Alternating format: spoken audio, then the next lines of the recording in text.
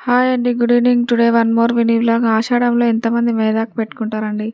నేనైతే ఎవ్రీ ఆషాఢంలో మైదాకైతే ఖచ్చితంగా పెట్టుకుంటా.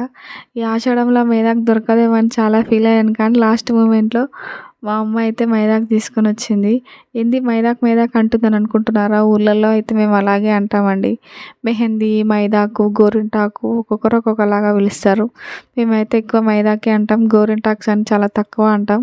వీడియోలో గోరింటాకు అని చెప్పాలంటే నాకు ఏదోలా అనిపించిందండి. అందుకనే మైదాకు అని చెప్తున్నా.